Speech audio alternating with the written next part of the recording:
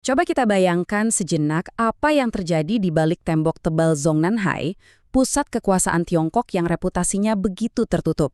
Baru-baru ini sebuah guncangan politik dahsyat terjadi di sana. Sebuah gempa bumi politik yang getarannya terasa sampai ke ibu kota besar di seluruh dunia. Nah, ini bukan sekedar berita biasa, teman-teman. Ini adalah sebuah drama tingkat tinggi yang mempertanyakan fondasi paling dasar dari kekuasaan, yaitu kepercayaan di lingkaran paling elit Beijing. Bayangkan skenarionya. Sosok yang paling dipercaya oleh seorang pemimpin tertinggi, sahabat sejak kecil, orang nomor 2 di militer, tiba-tiba saja lenyap dari pandangan publik. Dan namanya disebut-sebut dalam bisikan tentang pengkhianatan terbesar abad ini. Kita sedang membicarakan Jenderal Zheng Yoxia. Bagi dunia luar, namanya mungkin dikenal sebagai Wakil Ketua Komisi Militer Pusat, orang terkuat kedua di militer Tiongkok setelah Xi Jinping sendiri. Tapi di lingkaran dalam statusnya jauh lebih dari itu.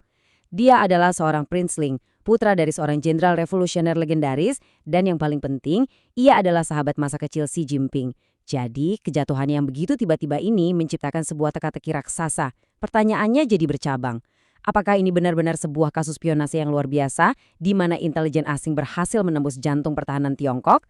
Ataukah ini semua hanyalah episode terbaru dari drama perebutan kekuasaan yang kejam, sebuah pola yang seperti yang akan kita lihat terus berulang dalam sejarah politik Tiongkok? Cerita yang pertama kali meledak ke permukaan datang dari berbagai laporan investigasi internasional. Tuduhannya, jujur saja terdengar seperti plot film thriller. Jenderal Zhang Yuxia dituduh telah membocorkan data teknis paling rahasia dari persenjataan nuklir Tiongkok. Dan membocorkannya ke siapa? Ke Amerika Serikat. Jika tuduhan ini sedikit saja ada benarnya, ini bukan lagi sekedar skandal politik. Ini adalah bencana keamanan nasional yang bisa melumpuhkan sebuah negara. Sebuah pengkhianatan yang levelnya akan tercatat dalam buku-buku sejarah. Untuk benar-benar memahami betapa seriusnya tuduhan ini, kita perlu mengerti satu konsep dalam dunia intelijen yang disebut perhiasan mahkota atau crown jewels. Ini bukan sekedar dokumen rahasia biasa. Ini adalah cetok biru. Ini adalah DNA. Ini adalah kunci ke jantung pertahanan sebuah negara adidaya. Data ini berisi segalanya, mulai dari frekuensi peluncuran rudal, titik lemah sistem pemandunya, komposisi hulu ledak nuklirnya, sampai lokasi-lokasi silo rahasia yang tersembunyi di pegunungan atau gurun. Jadi, kalau ada pihak luar yang memiliki informasi ini, itu sama saja dengan memiliki kunci untuk melumpuhkan seluruh kemampuan serangan balasan nuklir sebuah negara. Dampaknya, wah, ini sangat fundamental. Bedanya seperti siang dan malam. Sebelum dugaan kebocoran ini, persenjataan nuklir Tiongkok adalah kartu truf mereka, sebuah polis asuransi yang menjamin tidak ada negara manapun yang berani menyerang Tiongkok secara eksistensial. Tapi kalau data itu benar-benar bocor, kartu truf itu berubah jadi kartu yang terbuka di atas meja. Musuh tidak hanya akan tahu di mana rudal-rudal Tiongkok berada, tapi juga tahu cara mencegatnya, mengganggunya, atau bahkan melumpuhkannya sebelum sempat diluncurkan. Ini benar-benar mengubah keseimbangan kekuatan global dalam sekejap mata. Nah, tapi tepat ketika dunia sedang mencoba mencerna berita yang begitu mengejutkan ini, suara-suara skeptis mulai muncul. Suara-suara ini datang dari para pengamat senior politik Tiongkok, orang-orang yang telah menghabiskan seluruh karir mereka untuk memahami cara kerja sistem yang sangat rumit dan tertutup ini. Mereka mulai mengajukan pertanyaan-pertanyaan yang sangat tajam dan mendasar. Pertanyaan intinya, apakah narasi spionase yang terdengar spektakuler ini benar-benar masuk akal? Para ahli seperti Neil Thomas dari Asia Society menyoroti sebuah masalah logika yang sangat mendasar. Coba kita pikirkan, kenapa seorang pria yang sudah mencapai puncak kekuasaan absolut, yang menikmati semua fasilitas dan kehormatan negara, yang merupakan teman dekat dari orang paling berkuasa di Tiongkok, tiba-tiba memutuskan untuk mengkhianati semua yang telah ia bangun seumur hidupnya? Motifnya terasa sangat janggal. Uang? Rasanya dia sudah punya segalanya. Ideologi? Dia adalah produk murni dari sistem komunis itu sendiri. Jadi apa? Pertanyaan ini tidak punya jawaban yang memuaskan. Dan yang benar-benar membuat cerita ini semakin sulit dipercaya adalah ketika kita melihat realitas logistiknya. Mari kita bayangkan sejenak kehidupan seorang Jenderal Zhang. Dia itu hidup di dalam sebuah gelembung keamanan yang nyaris tak tertembus. Setiap panggilan telepon, setiap pesan teks, kemungkinan besar dimonitor. Kemanapun dia pergi, ada tim pengawal yang tugasnya bukan cuma melindungi, tapi juga mengawasi. Akses internetnya disaring lewat firewall berlapis-lapis. Mau bertemu dengan orang asing tanpa izin, hampir mustahil. Apalagi menyerahkan sebuah perangkat berisi data super rahasia. Ini adalah skenario yang lebih cocok untuk film Hollywood daripada realitas keamanan yang sangat ketat di Beijing. Oke, jadi kalau cerita spionase ini terasa janggal dan banyak lubangnya, lalu apa sebenarnya yang sedang terjadi? Nah, disinilah kita harus mulai beralih dari rumor intelijen ke analisis politik. Petunjuknya mungkin tidak terletak pada berita yang beredar, melainkan pada pilihan kata yang sangat spesifik yang digunakan oleh Beijing sendiri. Dalam politik Tiongkok yang sangat tertutup, di mana setiap kata ditimbang dengan sangat hati-hati, bahasa resmi itu seringkali menyimpan pesan yang jauh lebih dalam. Disinilah kita harus mulai membaca yang tersirat. Dan poin krusialnya ada di sini, perhatikan baik-baik. Dalam pernyataan resminya, Beijing tidak pernah secara eksplisit menuduh Zhang melakukan spionase. Sebaliknya, mereka menggunakan sebuah kata yang jauh lebih bermuatan politik, jantah. Mereka mengatakan bahwa Zhang telah menginjak-injak sistem tanggung jawab Ketua Komisi Militer Pusat. Dalam bahasa politik Tiongkok, ini adalah istilah yang luar biasa keras. Jantah bukan sekedar kritik atas kinerja. Ini adalah sebuah vonis politik yang menyeratkan dosa terbesar dalam sistem hierarki mereka, pembangkangan yang disengaja dan penghinaan langsung terhadap otoritas Xi Jinping sebagai panglima tertinggi. Penggunaan kata jiantah, inilah yang kemudian membuka pintu kepada kemungkinan-kemungkinan lain yang dianggap jauh lebih masuk akal oleh banyak analis.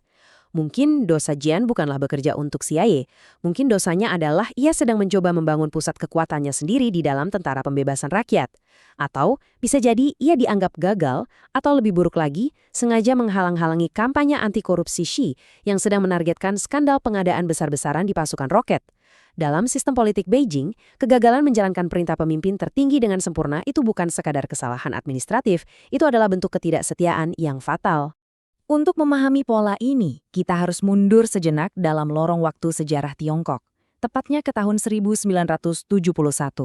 Saat itu, ada sosok bernama Lin Biao. Dia adalah pahlawan perang, orang nomor 2 paling berkuasa di Tiongkok, dan bahkan secara konstitusional sudah ditetapkan sebagai penerus Mao Zedong. Julukannya, rekan seperjuangan terdekat Mao. Namun, dalam sekejap mata, statusnya berbalik 180 derajat.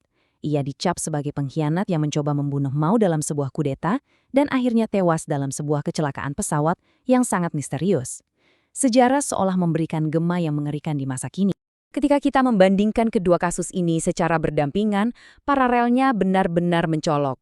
Keduanya adalah orang nomor 2 di militer, keduanya punya hubungan personal yang sangat dekat dengan pemimpin tertinggi, dan keduanya sama-sama jatuh karena tuduhan pengkhianatan yang sangat dramatis. Ini sepertinya bukan kebetulan. Ini menunjukkan adanya sebuah kerentanan sistemik dalam sistem kekuasaan yang sangat terpusat, di mana orang yang paling berkuasa nomor 2 secara inheren akan selalu menjadi ancaman potensial terbesar bagi orang nomor 1. Jadi, apapun penyebab sesungguhnya, entah itu plot mata-mata atau pembersihan politik internal, pertanyaan besarnya sekarang adalah, apa arti dari kekacauan internal ini bagi kita semua di seluruh dunia? Bagaimana sebuah militer yang sedang mengalami guncangan hebat di tingkat puncaknya akan bertindak di panggung global? Konsekuensi yang paling cepat terasa dan paling logis adalah Tentara Pembebasan Rakyat atau PLA kemungkinan besar akan berbalik ke dalam.